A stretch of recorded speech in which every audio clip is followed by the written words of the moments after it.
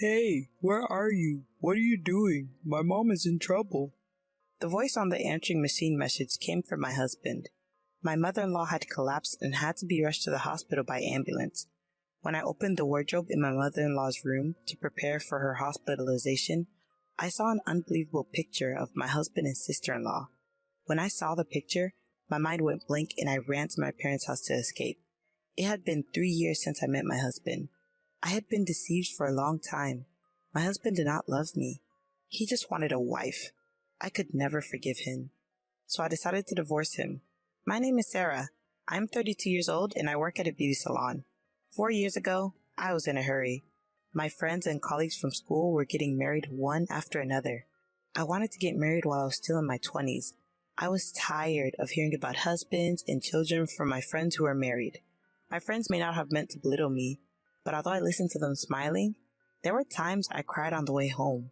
I was so envious.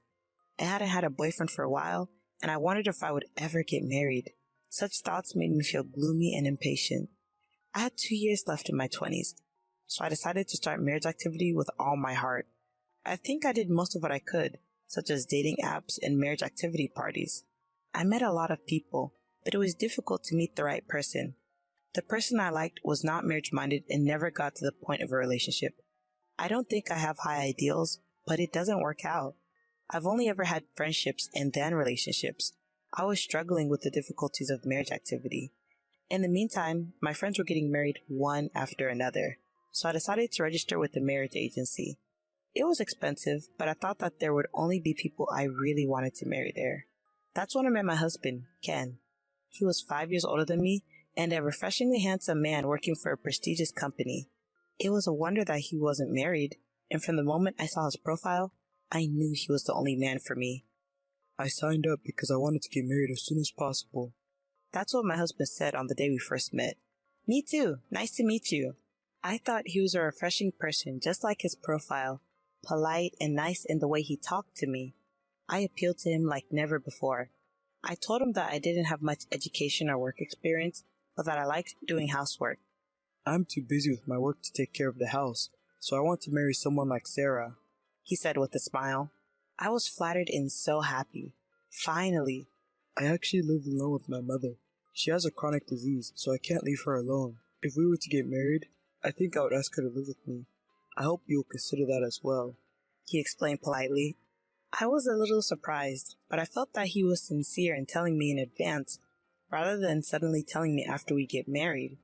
In my work, I've often dealt with female customers of all ages, so I'm used to dealing with older women. I'm rather good at it. I didn't know what kind of person my future mother-in-law was, but as long as she would meet me, I thought living with her would not be a problem.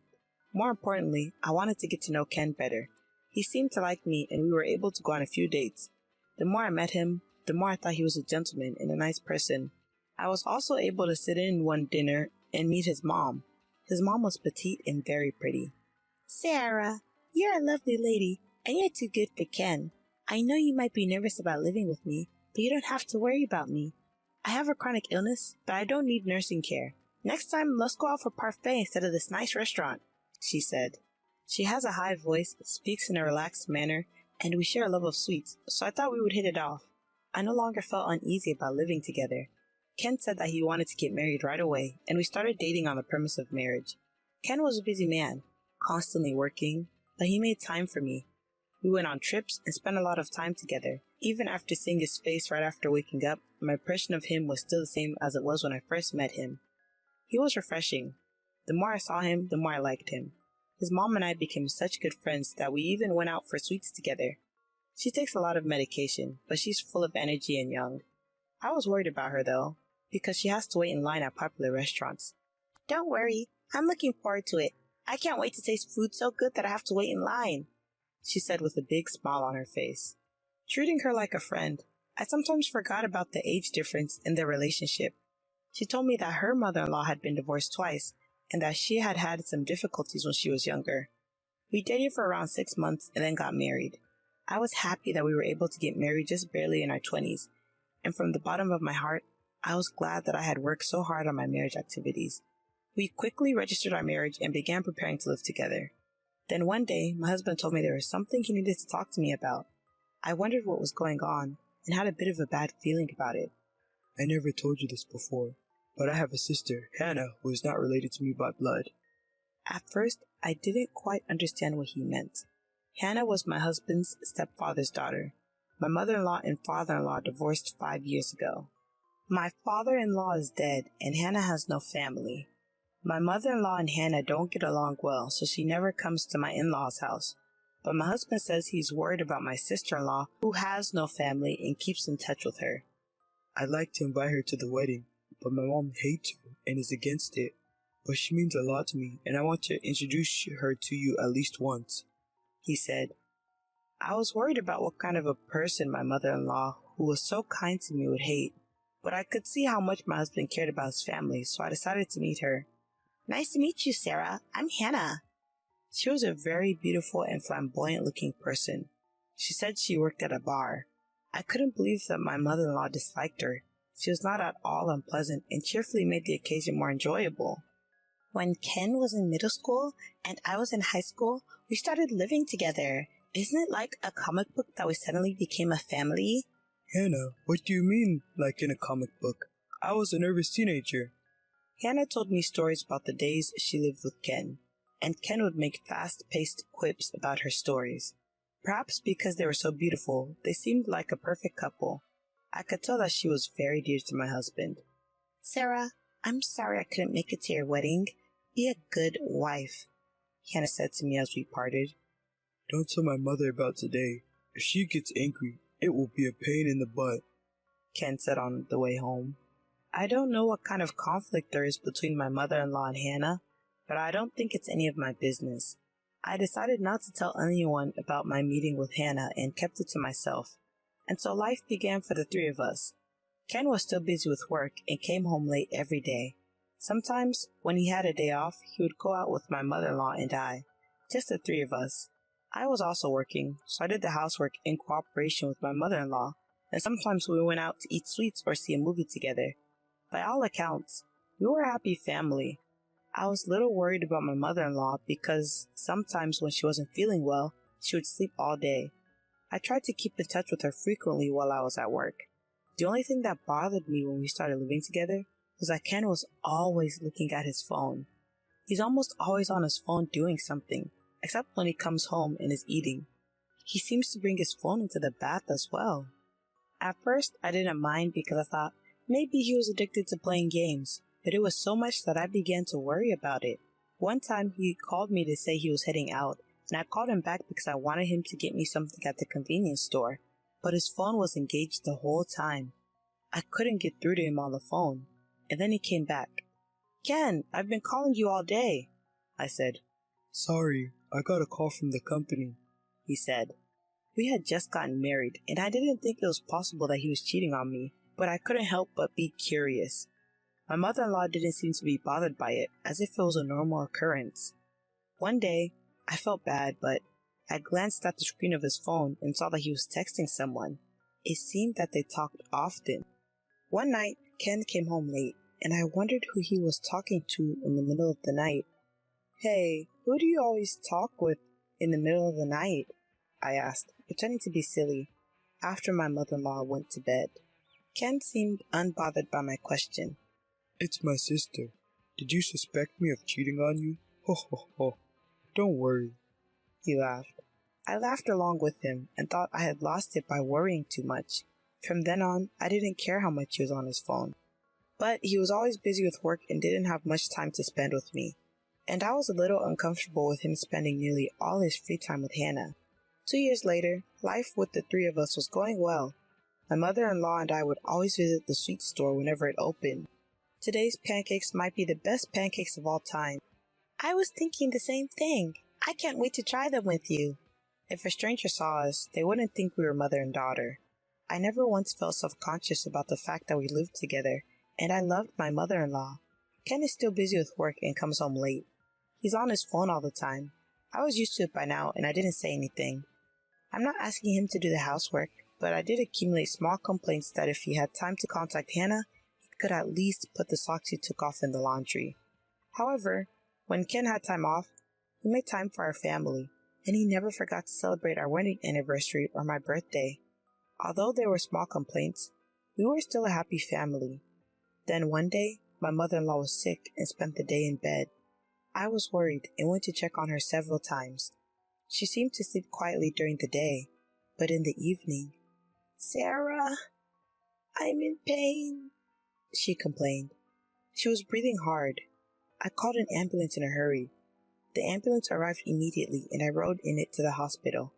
I was relieved when I found out that she wasn't in critical condition. I called Ken to let him know that she was going to be hospitalized for a while. He left work early to go to the hospital, and I decided to go home and pack to stay with my mother-in-law in the hospital for a few days. Upon returning home, I opened the wardrobe in my mother-in-law's room to prepare her insurance card and personal seal. My mother-in-law said they were in the top drawer, but I couldn't find them, so I opened the bottom drawer. Then I found a small box in there. I opened the box thinking it might contain an insurance card and found a large number of photographs in it. I was so shocked when I saw them that I went to the bathroom and threw up. There were pictures of Ken and Hannah in it. It wasn't a picture of them as brother and sister. It was a picture of them as lovers. They were holding hands and kissing each other, and I felt sick just looking at a few of the pictures, so I closed the box. It was painful to think about the fact that he had been in close contact with Hannah up until this point. My mind went blank, and the next thing I knew, I was running to my parents' house with that box in my arms. At my parents' house was my mother, who was surprised to see me. When my mother saw what was in the box, she hugged me. After crying for a while, she saw that I had calmed down. "These pictures of Ken and another woman. Is he cheating?" she asked me. My mother was surprised when I told her that it was Hannah and that it was in the wardrobe in my mother-in-law's room.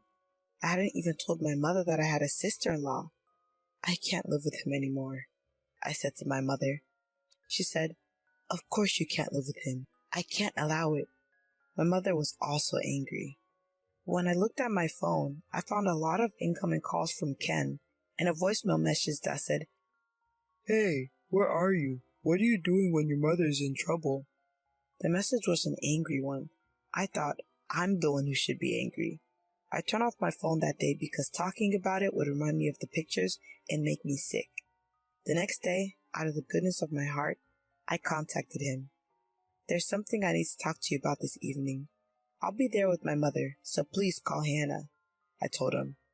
Thank goodness, she's alive. I wondered what you were going to say when my mother was in trouble. He started blabbing on and on. "Please do. I'll see you at night." I hung up the phone. As soon as I hung up the phone, I went to my mother-in-law's hospital room. "Sarah!" My mother-in-law looked at me happily and called my name. "I'm sorry you're not feeling well, mother-in-law, but I wanted to hear the truth." I opened the box I found in my mother-in-law's wardrobe and showed it to her. Then my mother-in-law began to shed tears. "Sarah, I am so sorry, Ken. He has an older sister. She's the stepdaughter of my ex-husband, and 5 years ago, she told me that they were lovers. Even though they're not related, they're both my children. I told them I couldn't allow that to happen. Hannah got angry and left the house, and I never saw her again. I should have told you. But they're old photos, don't worry. I don't even know what Hannah is doing now, and I'm sure she's not in contact with Ken," she said. My mother-in-law had straight eyes and didn't look like she was lying. Ken is still in contact with Hannah. In fact, he introduced me to her once, years ago. When I said this, my mother-in-law shed another large tear. "But you're already married." "I'm sorry. You did nothing wrong, but I can't be a family with Ken anymore. I'm going to divorce him." "Don't apologize to me. It's my fault for not noticing. I'm sorry," my mother-in-law said. I couldn't stop crying either. I left the hospital room and went to the house where my mother, Ken, and Hannah were waiting. When I arrived, they were all waiting for me. I sat down and immediately showed them the pictures. "You two are lovers, and I'm divorcing you." Ken didn't seem offended and said, Oh, yes. Yes, that's right. Me as a family member and me as a lover are two different things. We were happy as a family, weren't you? Mom was happy too. What's wrong with that? We don't have to get divorced. he said with his usual fresh smile. Hannah, too. I'm sorry I didn't tell you, but I have no intention of destroying your family.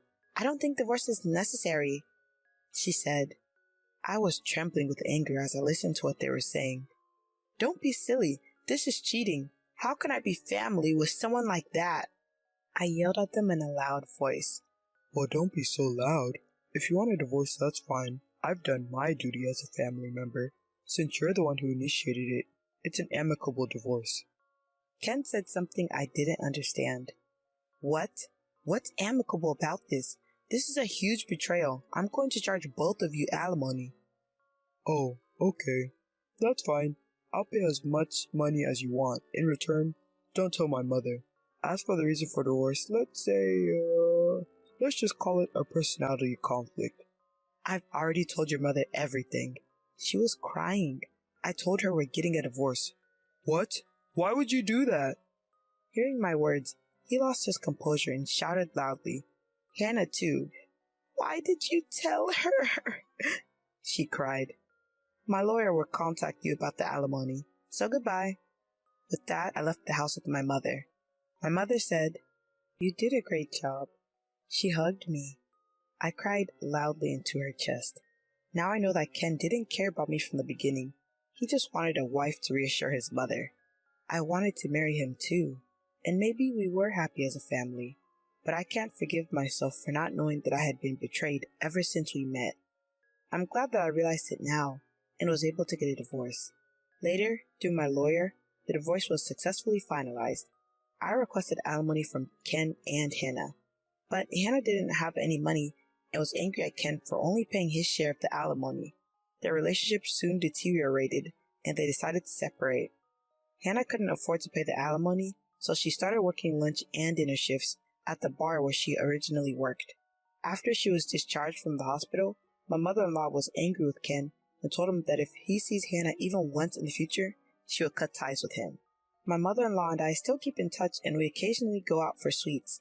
I'm relieved that she is out of the hospital and seems to be in good health. I now live with my parents.